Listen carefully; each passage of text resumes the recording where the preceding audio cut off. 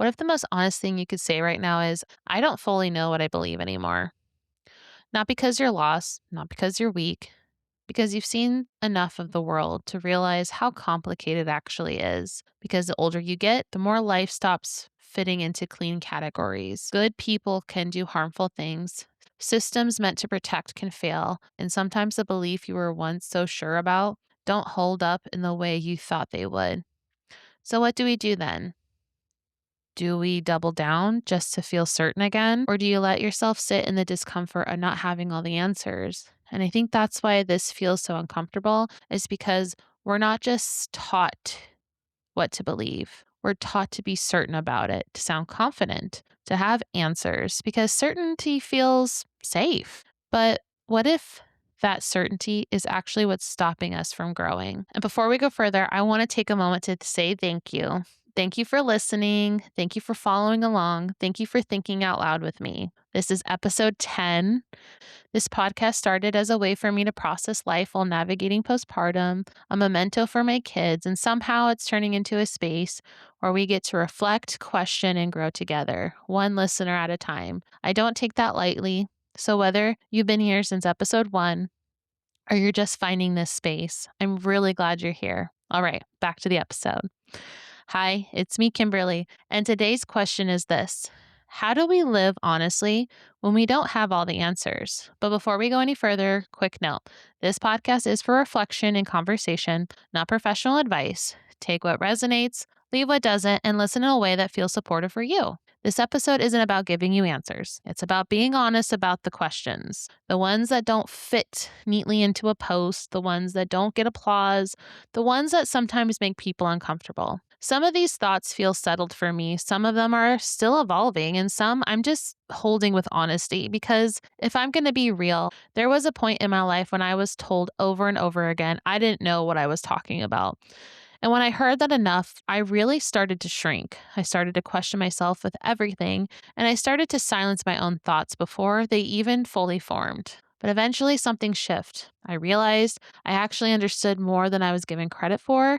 And what I started noticing was certainty wasn't always helping people solve problems. Sometimes it was doing the opposite. Sometimes it was keeping people stuck and accepting things as normal instead of asking if they should be.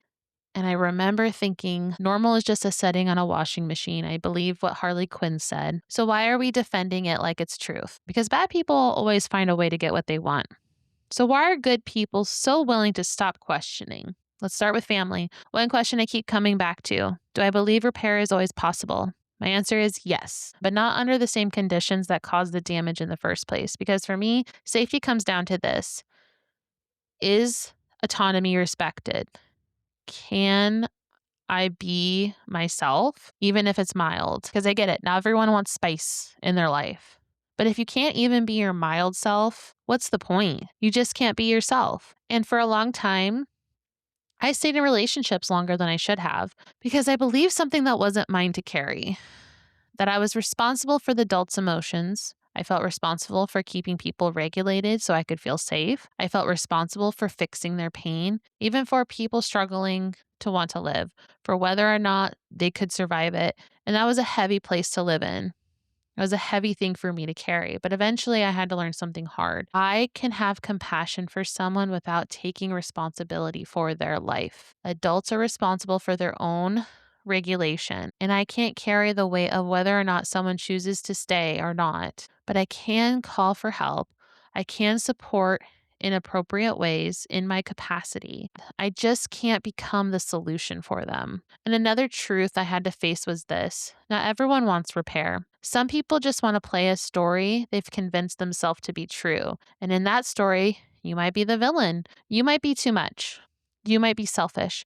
And no matter how much you explain yourself, you can't argue someone out of a story they've committed to believing. And that's painful, because it forces you to accept something uncomfortable. Not everyone's committed to growth. And if that's true, then staying out of guilt doesn't create connection, it creates resentment. Another place this shows up to me is in religion.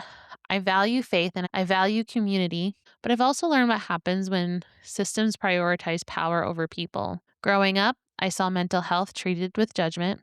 people being isolated instead of supported. I saw differences turn into reasons to exclude or mocked. I saw favoritism. I saw harm explained away as something that just needed grace. And I remember reporting a professor for abusive behavior, not to get them fired, but because I was tired of watching them hurt other people. And instead of being heard, I was labeled as emotional, told to give grace. And that moment stayed with me because it made me realize sometimes systems don't protect people, they protect themselves. And for me, questioning faith didn't pull me away from it, it only brought me closer to it. But it also made me realize that not every space built around faith is safe for growth because a safe space doesn't require silence when something is wrong. I think about this in systems too, especially economics. People argue like there's one perfect answer.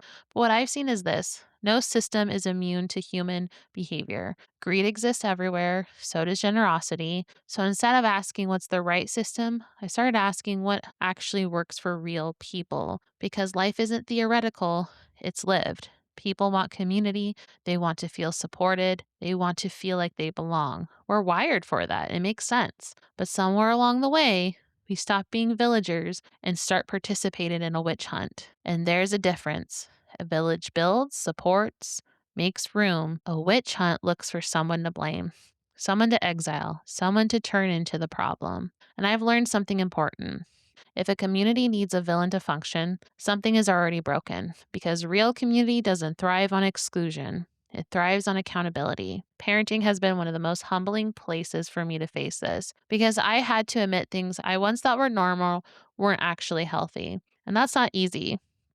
Growth doesn't feel like pride, it often feels like confronting yourself. I remember a moment when my daughter was crying, scared, overwhelmed, and finally it clicked. She wasn't being hard, she was having a hard time. And that shifted everything because I realized I wasn't reacting to her, I was reacting to me, to the way I was raised, to belief that love came with conditions, to the idea that I had to perform to be accepted. And suddenly, I wasn't just parenting my child, I was facing my own childhood, my own shame, my own belief that I was too much. And I had to make the decision: am I going to repeat this or change this? So I started choosing differently, not perfectly, but intentionally, seeking support, listening more, leading with curiosity instead of control, because behavior isn't always defiance. Sometimes it's a signal, and if we don't listen, we miss what actually is happening. Now, this is where things get complicated because conversation around identity, especially gender, can become heated quickly. So I want to approach this with clarity and care. I believe every person deserves dignity, respect, and safety, and that includes transgender individuals. And I also believe the fairness and safety, especially for children and women, matter. And sometimes these conversations get framed like you have to choose one or the other, and I really don't think that's true. And I want to give real examples of how I think through this, not perfectly, but honestly. For example, when it comes to the sports, I personally have concerns about biological differences when it comes to competition. And for me, that's about fairness, not exclusion. But I also recognize something important. There are more nuance to this than people talk about, even in the highest level, like the Olympics. There have been policies around hormone levels and how long they need to be within certain ranges before someone can compete in specific categories. So, this isn't a brand new conversation. It's something people have been trying to figure out for a long time. And that actually reinforces my point. We're not dealing with something simple. We're dealing with something complex enough that even global organizations are still adjusting and trying to get right. But I also recognize something important. I don't have lived experience in this space. So I try to hold my perspective with humility, not silence, but openness, because I think the real solution isn't ignoring the differences. Maybe it's about celebrating it. Maybe it's about building systems that respect everyone involved, whether that's separate divisions or new frameworks we haven't figured out yet. Because pretending differences don't exist doesn't protect anyone, but neither does stripping people of dignity. And when it comes to bathroom and safety, I think this is where this minority gets scapegoated. I don't believe transgender women are the primary threat.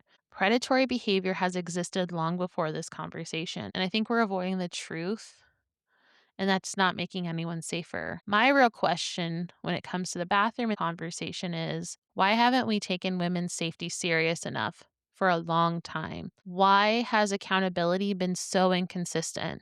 because safety shouldn't depend on who the conversation's about. It should be a standard. So for me, this isn't a us versus them issue. It's a how can we create safety and dignity at the same time issue. And I think we're still figuring that out. What matters to me is how we address harm because harmful behavior doesn't belong to a type of person, it's a behavior. And when we start labeling people instead of addressing action, I think we lose the ability to actually solve problems. And I do want to say this clearly. I'm going to talk about topics that can lead to heated conversations. And my goal is not to create division. And it's not to get a reaction, but rather a response because I think these conversations matter. The ones that feel very unsettling, but it doesn't have to be unsettling. I want pushback. I want people to have different opinions or things to add. I think that is important. I'm trying to build a community of people so we can think, question, and grow together. So if you're here to connect, to reflect, and to be part of something that makes room for different perspectives without losing respect, this space is for you.